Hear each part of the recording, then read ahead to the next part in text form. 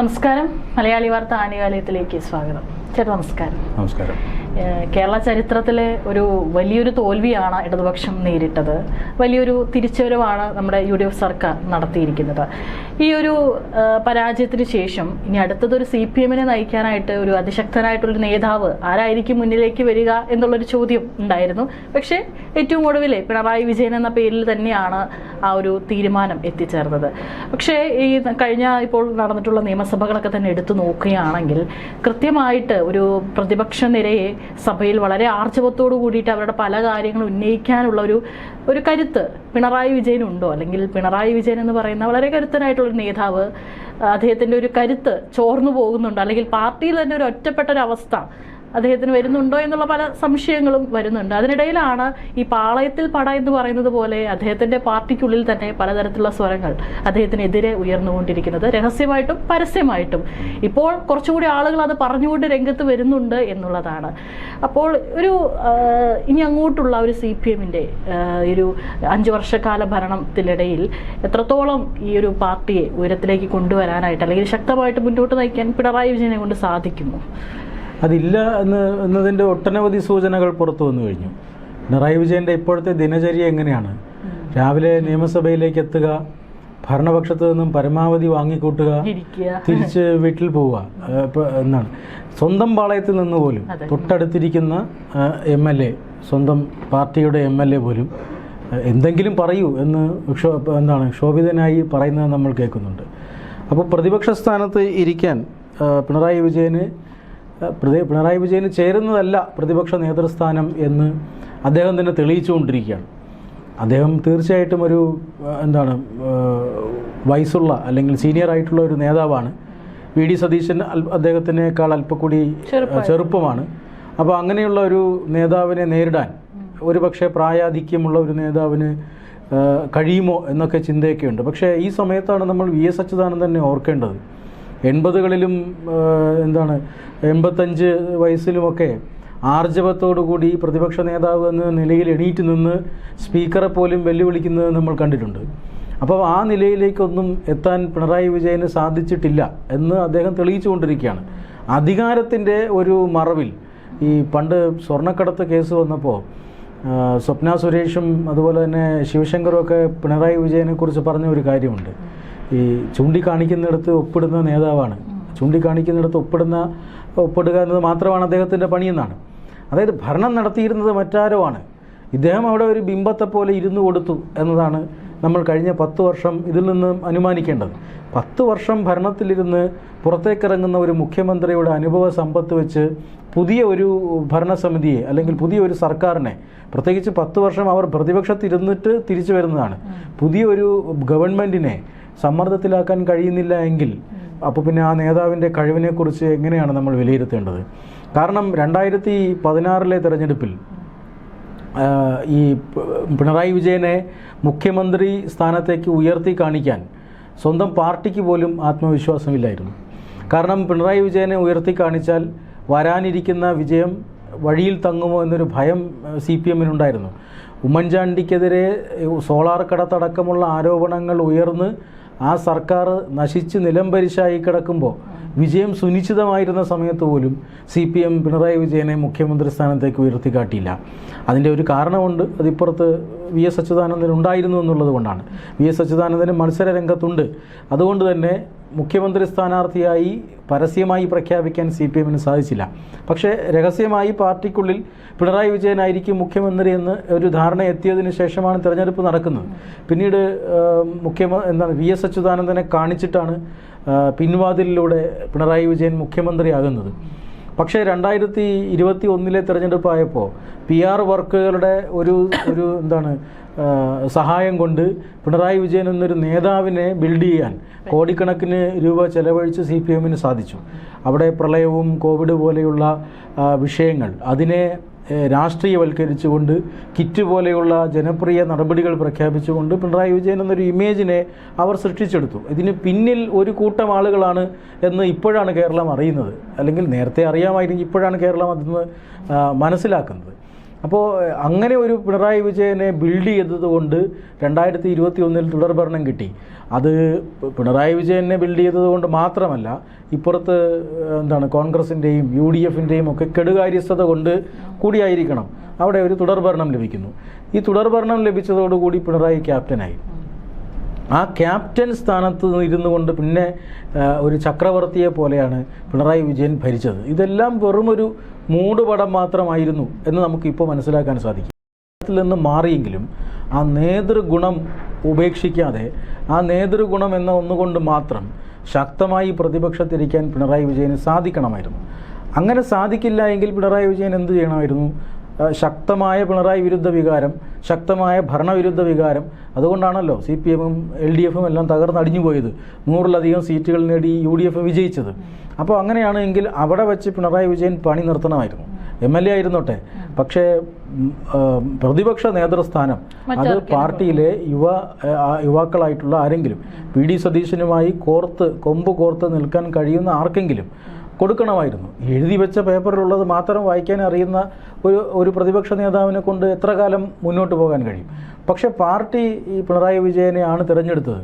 ഒരുപക്ഷെ അദ്ദേഹത്തിൻ്റെ പാർട്ടിയിലെ സ്വാധീനം, ദേശീയ നേതൃത്വത്തിൽ വരെ പിണറായി വിജയൻ ഉണ്ടായിരുന്ന ഒരു സ്വാധീനമൊക്കെ കാരണമായിരിക്കാം അദ്ദേഹത്തിന് ആ സ്ഥാനം ലഭിച്ചത്.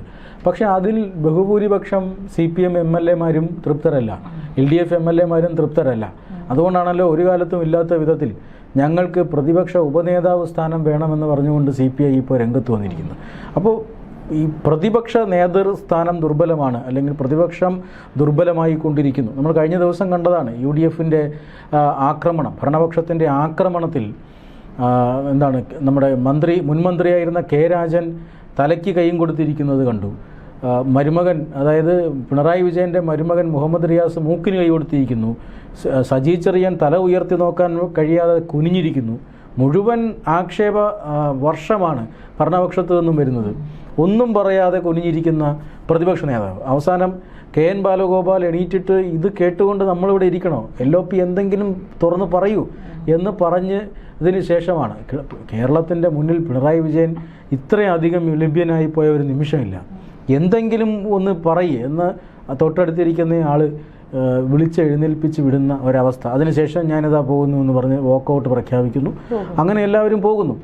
ഈ ഒരു പ്രതിച്ഛായയിലേക്ക് പിണറായി വിജയൻ പോയി എന്നുള്ളതാണ്. അപ്പോൾ ഇതിപ്പോൾ അദ്ദേഹം അവിടെ അങ്ങനെ പറഞ്ഞു, അത് ഭയങ്കരമായിട്ട് ട്രോളായി. ഈ ഒരു ഭാഗവും കട്ട് ചെയ്തിട്ടിട്ട് പലരും പിണറായി വിജയന്റെ മുഖത്ത് വരുന്ന ഒരു എക്സ്പ്രഷനും ഒക്കെ ഉണ്ടായിട്ടും ഇപ്പോഴും ഒരു അമ്പരപ്പം എന്ന് പറയുന്നത് ഇതുവരെയായിട്ട് ആരും അതിന് പ്രതികരിച്ചുകൊണ്ട് വരുന്നില്ല. KN ബാലഗോപാലിനെ അദ്ദേഹം പറഞ്ഞത് തെറ്റാണ്, അദ്ദേഹം അത് പറയാൻ പാടില്ലായിരുന്നു എന്ന് പറഞ്ഞുകൊണ്ട് ആരും വരുന്നില്ല എന്നുള്ളതാണ്. ആകെ വന്നത് എനിക്ക് തോന്നുന്നു സ്പീക്കർ തിരുവഞ്ചൂർ രാധാകൃഷ്ണൻ, അദ്ദേഹമാണ് പറഞ്ഞത്. ഒരിക്കലും ബാലഗോപാലായാലും ആരായാലും ശരി, ഒരിക്കലും അദ്ദേഹം വളരെ സീനിയോറിറ്റി ഉള്ള, അദ്ദേഹം ഒരു കരുത്തനായിട്ടുള്ള നേതാവാണ്, അദ്ദേഹത്തെ അങ്ങനെ അത്തരത്തിലൊരു പരാമർശം പാടില്ലായിരുന്നു എന്ന് ആകെ തിരുവഞ്ചൂർ രാധാകൃഷ്ണൻ മാത്രമാണ് പറഞ്ഞത്. അല്ല, അത് CPM-നകത്ത് പിണറായി വിജയനെതിരെ വലിയ രോഷപ്രകടനമുണ്ട്, പാർട്ടിക്കകത്തതുണ്ട്. മുമ്പ് തിരുവായ്ക്ക് എതിരുവായില്ലാത്തൊരു സമയമായിരുന്നു. പക്ഷേ ഇപ്പോഴങ്ങനെയല്ല. പിണറായി വിജയനെതിരെ ശക്തമായ പ്രതിഷേധം പാർട്ടിക്കകത്തുണ്ട്. പിണറായി വിജയൻ്റെ ഒരു ആഢ്യത്വം കാരണമായിരിക്കണം പാർട്ടിയിൽ അദ്ദേഹം പിടിച്ചു നിൽക്കുന്നത്. പക്ഷേ ശക്തമായ ഒരു വികാരമുണ്ട്. അത് മറനീക്കി പുറത്തു വരുന്നുണ്ട് KN ബാലഗോപാലോട് കൂടെയൊക്കെ. അദ്ദേഹമായിരിക്കണം ഒരു പക്ഷേ പിണറായി വിജയൻ കടിച്ചു തൂങ്ങിയില്ലായിരുന്നുവെങ്കിൽ പ്രതിപക്ഷ നേതൃസ്ഥാനത്ത്. അതിന് അദ്ദേഹത്തിൻ്റെ നിരാശയുണ്ട്. അദ്ദേഹം അതുകൊണ്ട് പറഞ്ഞതായിരിക്കാം. അതിൽ അദ്ദേഹത്തിന് ഒരു ദുഃഖവും തോന്നിയിട്ടുണ്ടാവില്ല പിന്നീട്. അതുകൊണ്ട് അദ്ദേഹം ആ ഒരു പിണറായി വിജയൻ്റെ എതിരായിട്ടുള്ള എതിർപ്പ് നിലനിൽക്കുന്നത് കൊണ്ട് കാരണം അതിനൊരു വിശദീകരണവുമായി ആരും രംഗത്ത് വന്നിട്ടില്ല. ഇവിടെ CPM-നെ സംബന്ധിച്ചിടത്തോളം ആണെങ്കിൽ പ്രതിപക്ഷ നേതൃസ്ഥാനം ദുർബലമായിരിക്കുന്നു, പാർട്ടി സെക്രട്ടറി സ്ഥാനവും ദുർബലമായിരിക്കുന്നു. പാർട്ടി സെക്രട്ടറി എന്ത് രാഷ്ട്രീയമാണ് ഇപ്പോൾ പറയുന്നത്? Party secretary ഒതുങ്ങിക്കൂടുകയാണ്.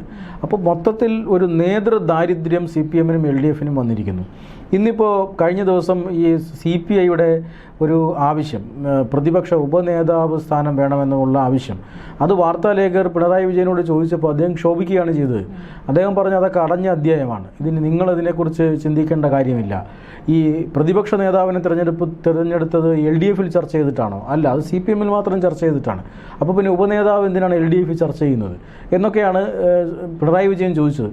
ഉരുളയ്ക്ക് ഉപ്പേരി കണക്കെ ഇന്ന് മറുപടി എത്തി. ഇന്ന് പറഞ്ഞത് എന്താണ്? CPI നേതാവ് ബിനോയ് വിശ്വം പറഞ്ഞത് ഈ LDF-ൽ ഏതെങ്കിലും ഒരു അധ്യായം തുറക്കുകയോ അടയ്ക്കുകയോ ചെയ്യുന്നത് ഏതെങ്കിലും ഒരു പാർട്ടി അല്ല എന്നാണ്. അപ്പോൾ എല്ലാവരും കൂട്ടായിട്ടാണ് തീരുമാനിക്കുന്നത്. അപ്പോൾ അധ്യായം അടഞ്ഞു എന്നങ്ങനെ അങ്ങ് പറഞ്ഞ ആളാവണ്ട എന്ന് പറഞ്ഞിരിക്കുകയാണ്. മാത്രമല്ല ആരെങ്കിലും അങ്ങ് കൽപ്പിക്കും, നമ്മളൊക്കെ അങ്ങ് അനുസരിക്കും എന്ന രീതിയുമില്ല എന്ന് തുറന്നടിച്ച് പറയുകയാണ്. അപ്പോൾ കുറച്ച് നാളുകൾക്ക് മുമ്പ് പിണറായി വിജയൻ തെരഞ്ഞെടുപ്പ് പ്രചരണ സമയത്ത് പറഞ്ഞ ഒരു വാക്കുണ്ട്, വീട്ടിൽ പോയി ചോദിച്ചാൽ മതിയെന്ന്. അദ്ദേഹം പ്രസംഗിച്ചു കൊണ്ടിരിക്കെ ഒരു ഒരു അനുഭാവിയാണെന്ന് തോന്നുന്നു, അനുഭാവി എന്തോ സംശയം ചോദിച്ചോട്ടെ എന്ന് പറയുന്നു. ഒന്നുമില്ലാതെ ഉടനെ തന്നെ ഒരു നിമിഷം വൈകാതെ പിണറായി വിജയൻ ക്ഷോഭിച്ച് ഇങ്ങനെ പറയുകയാണ്. അപ്പോൾ ഇത് ചോദിച്ചു ഉടനെ ഒരു സംശയം ചോദിച്ചോട്ടെ എന്തോ ചോദിച്ചു, അപ്പോൾ ഉടനെ അങ്ങ് പറയാം. അല്ലെങ്കിൽ ഇത് കഴിഞ്ഞിട്ടാകാം എന്നൊക്കെ പറയുന്ന മയപ്പെടുത്തുന്നതിന് പകരം അവരെ അധിക്ഷേപിക്കുകയാണ്. അപ്പോൾ അത് വലിയ രീതിയിൽ LDFന്റെ തോൽവിക്ക് കാരണമായി. അപ്പോൾ അങ്ങനെ വീട്ടിൽ പോയി ചോദിക്കൂ എന്ന് പറഞ്ഞ ആളോട് സ്വന്തം മുന്നണിയുടെ ഘടകകക്ഷികൾ തന്നെ വീട്ടിൽ പോയി കൽപ്പിച്ചാൽ മതി എന്ന് പറഞ്ഞു തുടങ്ങിയിരിക്കുന്നു.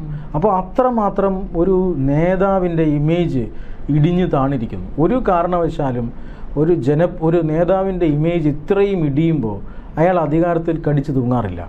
ഇപ്പോൾ അമേരിക്കൻ പ്രസിഡന്റിൻ്റെയൊക്കെ ജനപ്രീതി സംബന്ധിച്ച് സർവേകളൊക്കെ പല ഘട്ടങ്ങളിലായി വരാറുണ്ട്. ജനപ്രീതി കുറയുന്നു എന്ന് പറഞ്ഞാൽ അമേരിക്കൻ പ്രസിഡന്റിന് പോലും ഭയമാണ്. കാരണം അയാൾക്ക് തൻ്റെ സ്ഥാനം ത്യജിക്കേണ്ടി വരും. പക്ഷേ ഇവിടെ അങ്ങനെയല്ല, ഇമേജ് മൊത്തം ഇടിഞ്ഞു താഴുകയാണ്. ഭരണപക്ഷം ആക്രമിക്കുന്നത് മനസ്സിലാക്കാം, സ്വന്തം പാളയത്തിലിരിക്കുന്ന ഘടകകക്ഷികൾ ആക്രമിക്കുന്നു, മാത്രമല്ല സ്വന്തം അടുത്തിരിക്കുന്ന MLA ആക്രമിക്കുന്നു. ഇങ്ങനെ ഒരു മനുഷ്യൻ, അതും ഇത്രയധികം പ്രായമായ ഒരു മനുഷ്യന് ഇത്രയധികം അപമാനം സഹിച്ച് എങ്ങനെയാണ് ഈ അധികാരത്തിൽ കടിച്ചു തൂങ്ങി കിടക്കാൻ കഴിയുക എന്നുള്ളത് കേരളത്തിലെ ജനങ്ങൾ അത്ഭുതത്തോടു കൂടി നോക്കുകയാണ്. ഇനിയിപ്പോൾ ഭരണപക്ഷത്തിന് എന്ത് വേണോ ചെയ്യാം. അദാനിയുടെ ഈ വിഷയമൊക്കെ കത്തി നിൽക്കുകയാണല്ലോ. അദാനിയുടെ ഈ വിഷയം കത്തി നിൽക്കുന്ന സമയത്ത് പ്രതിപക്ഷ എന്ന നിലയിൽ സതീശനെ ഓർമ്മിപ്പിക്കുകയാണ്. അങ്ങനെ ഓർമ്മിപ്പിക്കാൻ എന്ത് അവകാശമാണ് പിണറായി വിജയനുള്ളത്? അദ്ദേഹം ഭരണ രംഗത്തുണ്ടായിരുന്നപ്പോൾ ഈ പറയുന്ന കമ്പനികൾ ഈ കരിമണൽ, കോടിക്കണക്കിന് രൂപയുടെ കരിമണൽ ഒളിച്ചു കടത്താനായി കൈക്കൂലി വാങ്ങിയ കേസിൽ അന്വേഷണം നേരിട്ടുകൊണ്ടിരിക്കുന്ന ഒരു മനുഷ്യനാണ് ഈ സർക്കാരിനെതിരെ അദാനി പോർട്സിൻ്റെ വിദേശ നിക്ഷേപവുമായി ബന്ധപ്പെട്ട അഴിമതി ആരോപണം ഉന്നയിക്കുന്നത്. അപ്പോൾ സർക്കാരിന് എന്തെങ്കിലും അഴിമതി കാണിച്ചാൽ പോലും ആ സർക്കാരിനെതിരെ ആരോപണം ഉന്നയിക്കാനുള്ള ധാർമ്മികമായ ഒരു ബാധ്യത പോലും, അല്ലെങ്കിൽ ധാർമ്മികമായ അവകാശം പോലും ഇല്ലാത്ത ഒരാളാണ് പ്രതിപക്ഷ സ്ഥാനത്തിരിക്കുന്നത്. അപ്പോൾ അങ്ങനെയുള്ള ഒരു മുന്നണിക്ക് എങ്ങനെ ഒരു ഭരണപക്ഷത്തെ ആക്രമിക്കാൻ സാധിക്കും? ഒരു ക്രിയാത്മകമായ പ്രതിപക്ഷമായി പ്രവർത്തിക്കാൻ സാധിക്കും? അപ്പോൾ ഇത് ഓരോ ദിവസവും കേരളത്തിലെ പ്രതിപക്ഷം ഇല്ലാതായിക്കൊണ്ടിരിക്കുകയാണ്. അങ്ങനെ ഒരു വലിയ പ്രതിസന്ധിയെ CPM-ഉം LDF-ഉം നേരിട്ടുകൊണ്ടിരിക്കുകയാണ് എന്ന് പറയേണ്ടി വരും. മാത്രമല്ല, ഇപ്പോൾ നമുക്ക് VD സതീഷിൻ്റെ കൂടി ഒരു ഇതായിട്ട് എടുത്തു പറയണം. കാരണം അദ്ദേഹം കാര്യങ്ങൾ ഇപ്പോൾ കൃത്യമായിട്ട് പല കാര്യങ്ങളും പഠിച്ചു പറയുന്ന ഒരു വ്യക്തിയാണ്. ആകെ കൂടെ പിണറായി വിജയൻ അദ്ദേഹത്തിൻ്റെ ഒരു ശൈലി എന്ന് പറയുന്നത് എന്താ പറയുക, അമ്മാതിരി ഇതൊന്നും നമ്മുടെ അടുത്ത് വേണ്ട, അങ്ങനത്തെ വർത്തമാനമൊന്നും വേണ്ട എന്നുള്ള ഒരു ഇതാണ്. അല്ലാതെ പല കാര്യങ്ങളും അദ്ദേഹം പഠിച്ചു പറയുന്നത് കണ്ടിട്ടില്ല. പക്ഷേ ഇവിടെ VD സതീശൻ എന്ന് പറയുന്ന മുഖ്യമന്ത്രി, അദ്ദേഹം എന്ത് കാര്യങ്ങളാണെങ്കിലും കൃത്യമായിട്ട് പഠിച്ച് കാര്യങ്ങൾ പറയുമ്പോൾ അത് ജനങ്ങളിലേക്ക് അല്പം കൂടി എത്തുന്നുണ്ട്, ഉള്ളിലേക്ക്. ആ ഒരു വ്യത്യാസം കൂടി കാണാനായിട്ട് സാധിക്കും. അല്ല, ഇവർ പറയുന്നത് ഈ തോൽവിയിലൊന്നും ഞങ്ങൾ ഭയപ്പെടില്ല, തിരിച്ചു വരുമെന്നാണ്. അപ്പോൾ ഇങ്ങനെ ഒരാളെ കൊണ്ട് ഇങ്ങനെ ഒരാളെ കൊണ്ട് എങ്ങനെ തിരിച്ചു വരും എന്നാണ് പാർട്ടി ഇനി ചിന്തിക്കേണ്ടത്. കാരണം ഇതിപ്പോൾ പുതിയൊരാളല്ലല്ലോ. 10 വർഷം ഭരിച്ച ഒരു വ്യക്തി, അതിൻ്റെ ഉള്ളുകളികൾ അറിയാവുന്ന ഒരു വ്യക്തി ഇരിക്കട്ടെ എന്നാണ് പാർട്ടി വിചാരിച്ചത്. പക്ഷേ ഭരിച്ചത് പിണറായി വിജയൻ അല്ല എന്നതിൻ്റെ സൂചനയാണ് ഇപ്പോൾ പുറത്തു വന്നുകൊണ്ടിരിക്കുന്നത്. ഒരു കാര്യത്തിലും ഒരു അറിവില്ലാതെ രീതിയിലാണ് ഭരണപക്ഷത്തെ കടന്നാക്രമിക്കാൻ സാധിക്കാത്ത ഒരു രീതിയിലാണ് ഇപ്പോൾ പ്രതിപക്ഷം എത്തിച്ചേർന്നിരിക്കുന്നത്. ഈ ഓൾഡ് ഈസ് ഗോൾഡ് എന്നൊക്കെ പറയുന്നതൊക്കെ അതൊക്കെ ശരി തന്നെയാണ്. പക്ഷേ നിലവിലെ ഒരു CPM-ന്റെ ഒരു സാഹചര്യം, ഇപ്പോഴത്തെ ഒരു അവസ്ഥ വെച്ച് നോക്കുകയാണെങ്കിൽ 5 വർഷക്കാലം കഴിഞ്ഞിട്ടുള്ള ഒരു ഭരണം കിട്ടണമെങ്കിൽ എന്തായാലും ഈ 5 കൊല്ലം എന്തായാലും കഠിനാധ്വാനം ചെയ്തേ തന്നെ പറ്റുള്ളൂ. മാത്രമല്ല ഒരു യുവ നിര മുന്നിലോട്ട് വരട്ടെ, അതിലൂടെയെങ്കിലും അല്പം മാറ്റങ്ങൾ വരട്ടെ. തീർച്ചയായിട്ടും ഒരു കരുത്തനായിട്ടുള്ള ഒരു നേതാവ് തന്നെ നേതൃനിരയെ നയിക്കാനായിട്ട് വരും എന്ന് വിചാരിക്കാം. അല്ലെങ്കിൽ ഈ പറഞ്ഞതുപോലെ ഈ എല്ലാവരും കോൺഗ്രസിന്റെ ഉള്ളിൽ നടക്കുന്ന അടിയും പിടിയാണ് ഇപ്പോഴും എടുത്തു പറയുന്നത്. പക്ഷെ ഇപ്പോഴും ഇവിടെ CPM-ന്റെ ഇപ്പോഴത്തെ അവസ്ഥ വെച്ച് നോക്കുകയാണെങ്കിൽ അത് തന്നെയാണ് നടക്കുന്നത്.